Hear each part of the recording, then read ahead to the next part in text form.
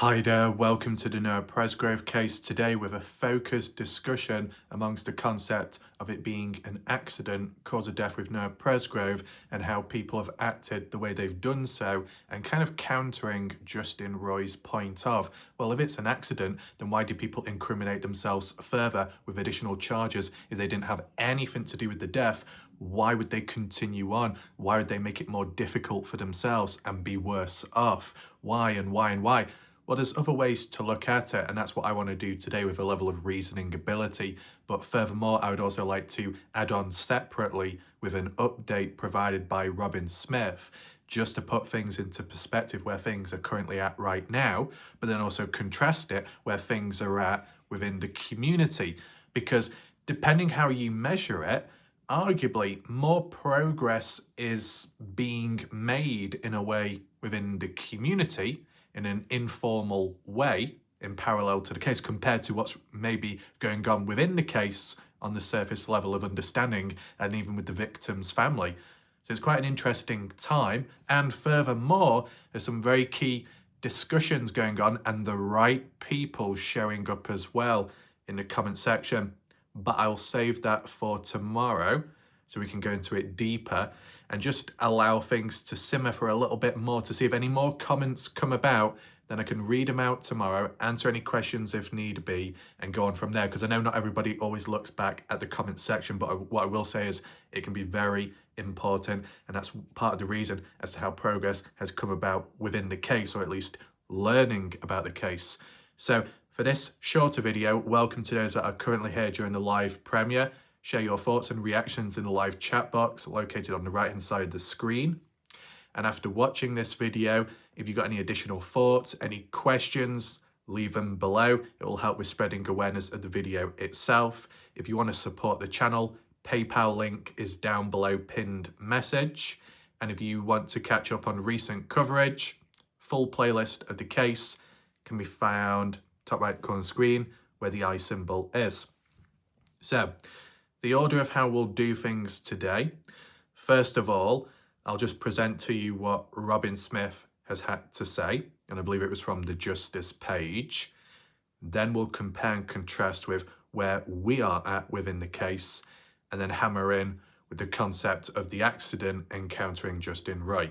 Let's begin. As you can see on screen, this is what Robin Smith has to say. I'll just acknowledge the point above.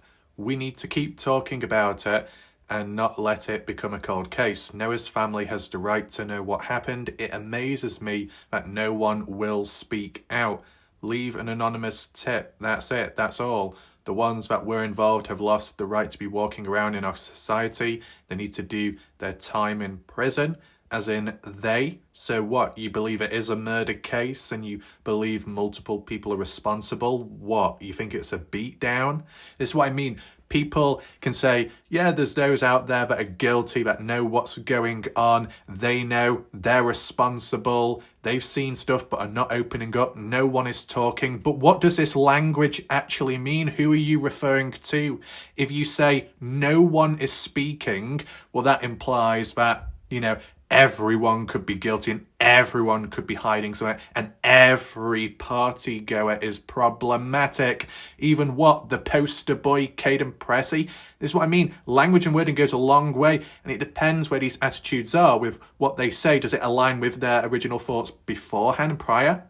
We'll have to look into that a little bit deeper. Robin Smith says, as a victim's family member, no new information is available. Thank you for your concern. So when was the last piece of information available from police official? Does it date back to around the time of the autopsy being released and things like that? Does it date back that far?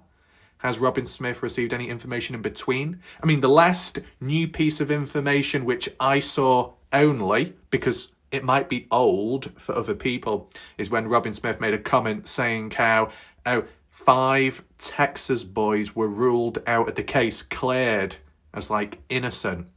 She could have been told that early on in the past, but it just came about more so recently. And then there would have been maybe a few months ago by Robin Smith giving her side of the story with that encounter running at a football game or so, coming across, was it Carter Combs, and there was a confrontation. One side say Robin attacked her, and then Robin, in her defense, says, no, it wasn't like that. That never happened. It was just verbal from Carter. Crazy times. Who knows what's going on? But some of these stories and responses came out at a later point, and it's kind of like new information, but it was known of in the past, but it needed a trigger point to actually activate some form of answers. But is anyone surprised by Robin's response here?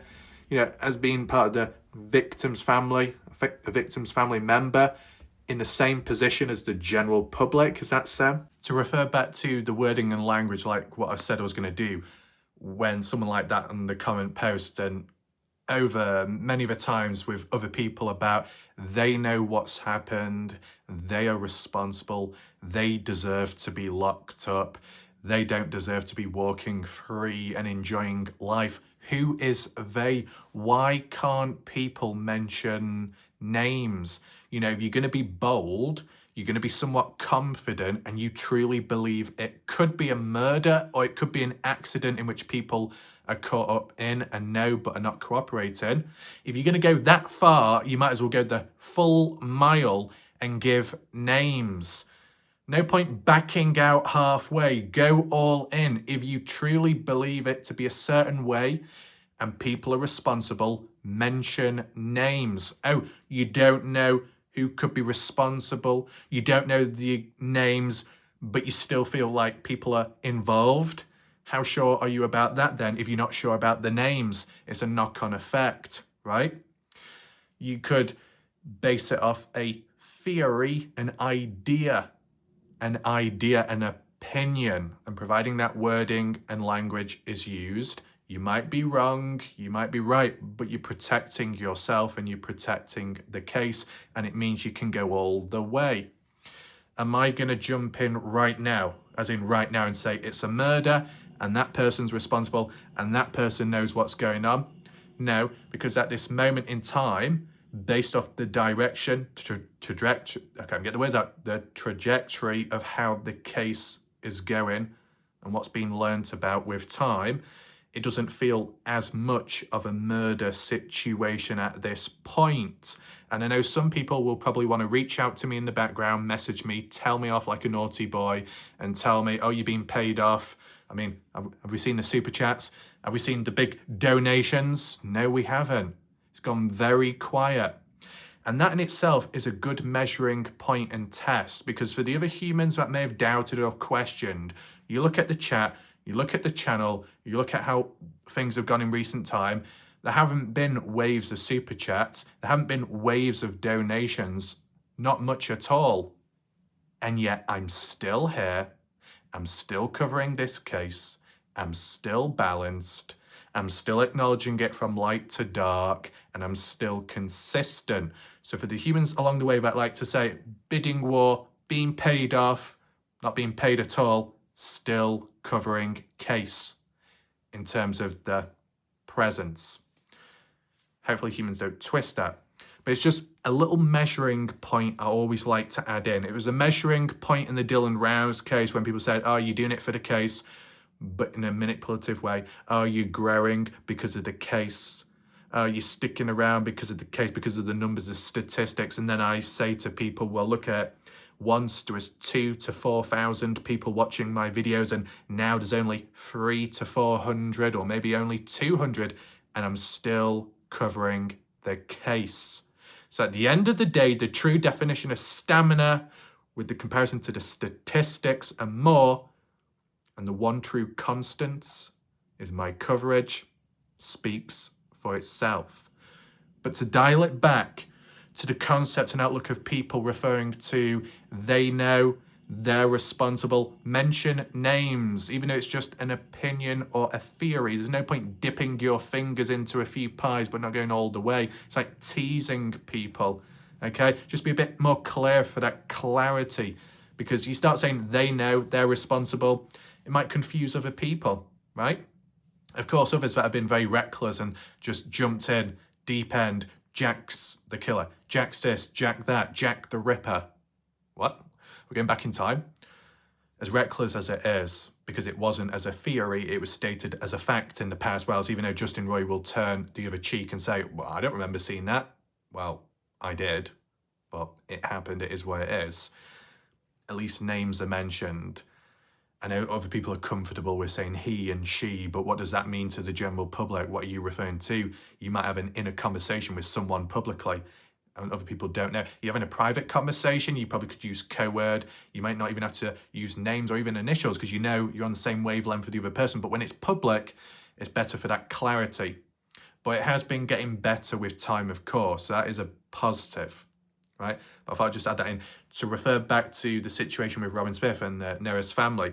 The reason why I would say in the community more progress has been made in recent time compared to what the family may have learned about may not be in the same wavelength as the true hierarchical importance chain of command, but in terms of us learning and coming up with possible outcomes. And one thing that has been a turning point and a bit of a catalyst within the Noah Presgrove case community would be the Noah's Ark Facebook page. But after all this time that has passed by, another page has formed, but it's actually been around for a bit, but more active now and people joining. I know other people could be rolling their eyes back, oh, another group, do we need another page? And yet for once, a new one appears or gets more populated, and amongst that, new discussions come on in which may never have been talked about before, or now they're being updated, right place, right time, external coverage, with the awareness, with giving credit back to where it came from. That's like what I do, because I do think that's very important. And then additional people come in, and then we see comments. Even I think Kathy Bingham, private investigator, has appeared on my channel recently. So that's kind of a positive. We'll see where that goes. Who knows if there's a time where Caden Pressey shows up in the live chat with Kathy Bingham as well. Who knows what one could witness? Time will tell there. Now, Caden Pressey did actually show up last night with one comment or so. I think he said, y'all be tweaking. Now, I don't do American wording. Maybe that comes across as, oh, this is all crazy, this is all BS. Who knows? I'm not an expert with American language, but you want to define down below, you can. But Caden's comment was deleted. I wasn't looking at the chat all the time. I briefly saw his comment, but then I guess it was deleted afterwards. And now Jan Fiorillo, this is not the act of Warlight Ref deleting Caden's comments. You can be okay there and safe. People have the power to delete their own comments in a live chat. I've done it myself when I've misspelt something. Well, same can't be said about last night when I mistyped. But besides that, you do have the power to delete your own comment. And when you look at the live chat replay, it will not record the comment. If you delete it when it's live, the live chat replay will not show it. And that is really unfortunate. I guess that's what people did in the past to cover their tracks. So I would suggest as awareness, if you ever see people of interest leaving comments, important ones, negative comments, positive, be sure to screenshot, because once they're deleted, they're gone. And that's a shame. Would YouTube be responsible for deleting people's comments in the YouTube live chat? I don't think so personally, because it's in the moment. I think it might be more so the actual individuals that have posted a live chat comment message and then thought, you know what, I've spelt it wrong or I've made a mistake, I need to clear that and I'll post it again. That's probably more likely. Now, with that aside, the learning of the case here with what we've come about, so some external people, maybe it was Tim Daniel, credit to him, or maybe another person that passed it on, when coming across Victor Presgrove, and then we got the answer there to clear up the rumours which were originally created from more so the army page and maybe the case discussion one about Noah calling Victor for a ride home, and Victor a few months ago said, nope, that wasn't the case, it never happened. And then that awareness there, that cleared one thing, ticked one thing off the list. That, what would you call it, that the case or certain themes and factors in the case have been sensationalized?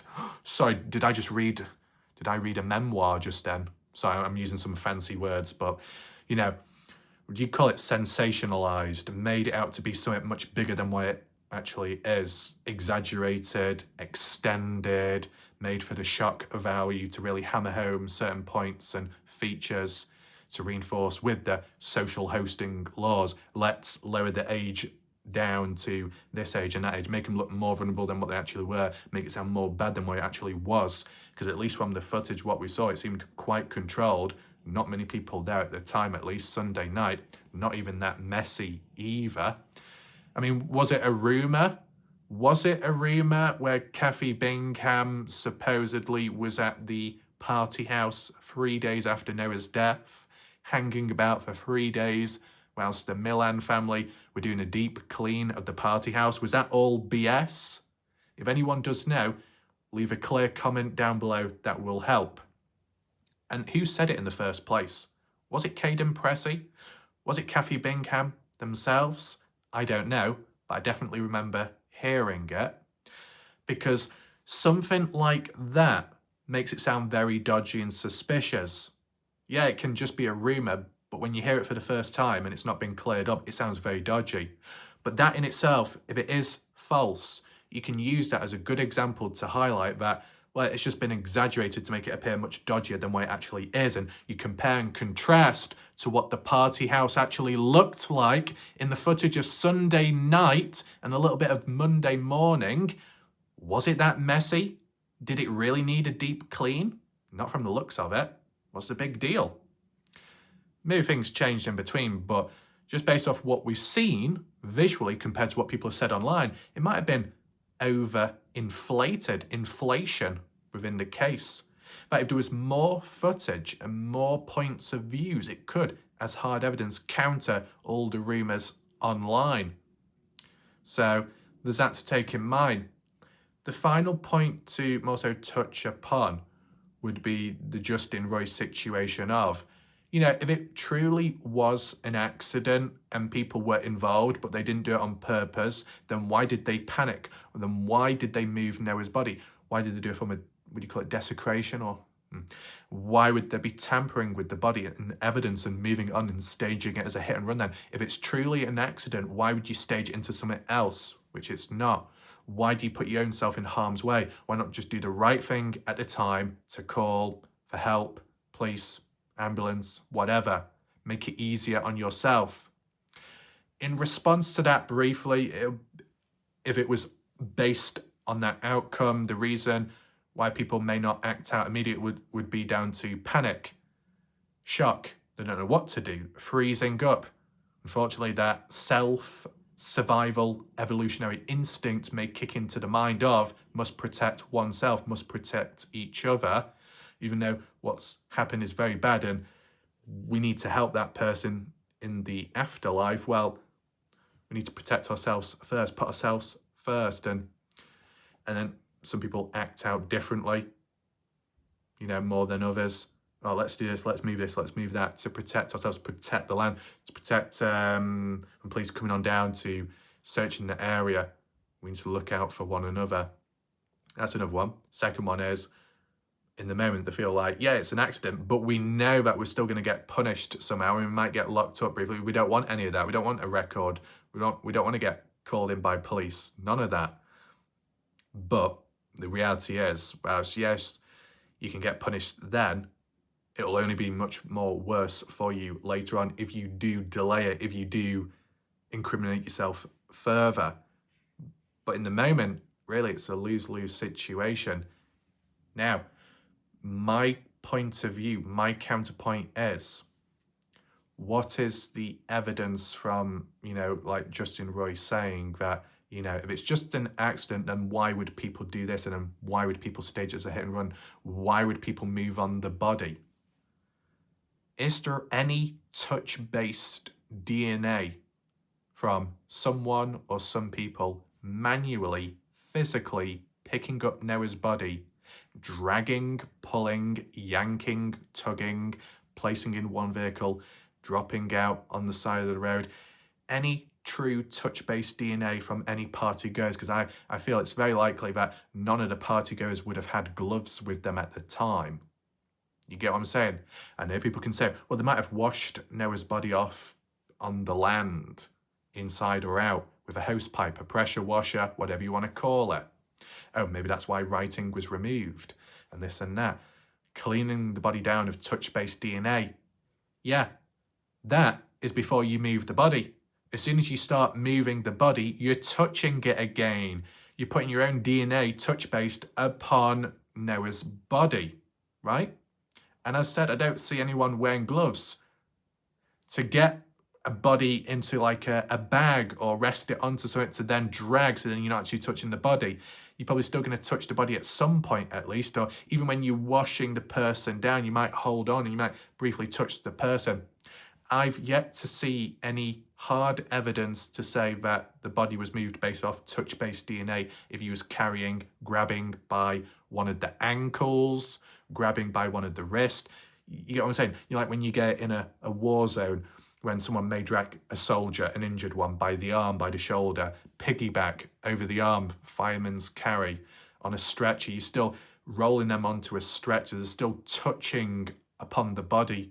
And when you're touching someone's body, you're leaving a part of your print on them. You might even leave a scent on their body as well, depending on what you've got on and how strong it is. Just these little elements. And based on the autopsy report, doesn't mention any of that. So, and there's not been any evidence found elsewhere to say, well, that's where the body once was. In the Dylan Rouse case, there was evidence to say, well, the body was once here. There was a hole dug up near or within the grain shed, DNA found as well, and then later, body moved over there. And the conclusion in the case was temporarily buried on the Saturday or Sunday, the 28th of May, 2022. And then the next day or so, or later on into the day, the afternoon, evening, moved on elsewhere, buried further away off-site of the property, across the fence line. That's what actually happened. But along the way, there was a process. There was a before and after. In the Noah Presgroves case, there is not a before and after. There is only an after and one spot. The point what people hold on to still is the concept of missing blood.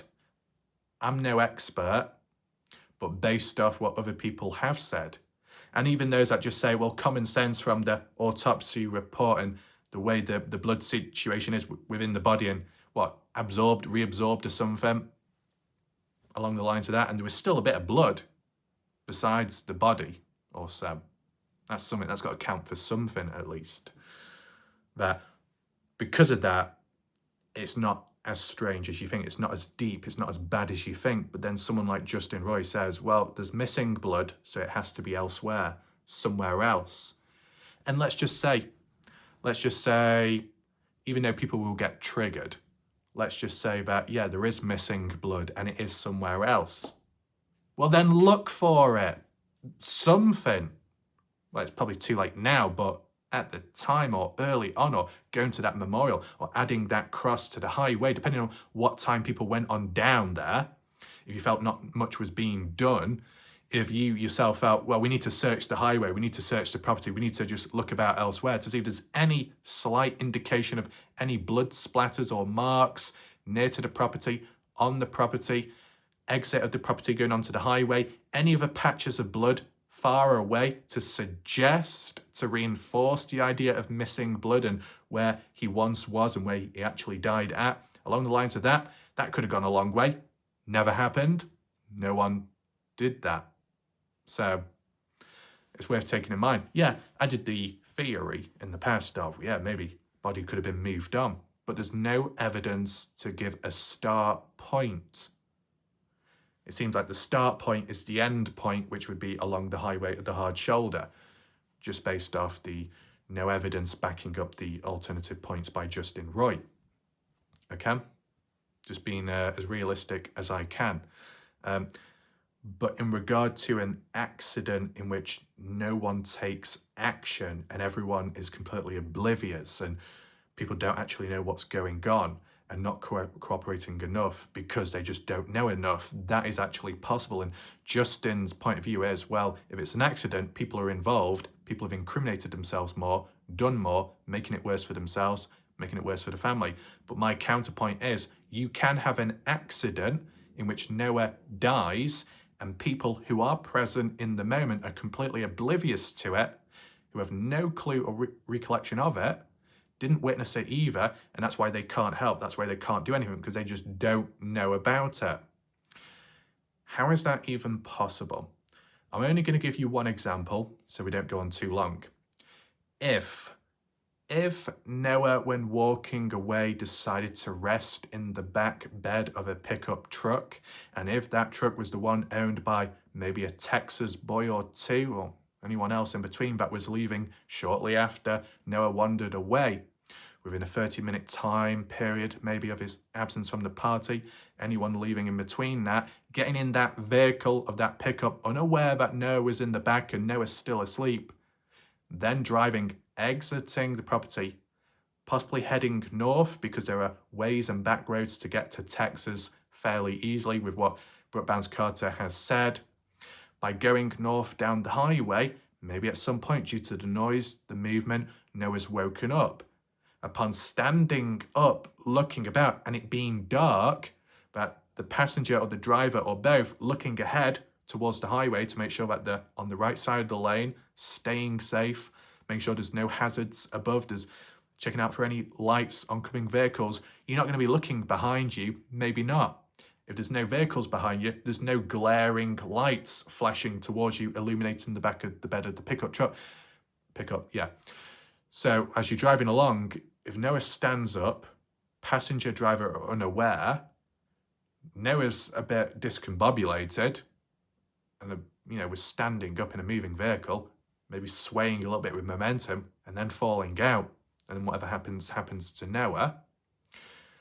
Besides people saying, oh, well, injuries may not quite equate to this or that. In terms of it being an accident, it wasn't done with intent, but the people that were there to supposedly witness it truly didn't, because they didn't even know Noah was in the back of the pickup to begin with. So as Noah falls out, the people in the vehicle drive on, completely oblivious till this day.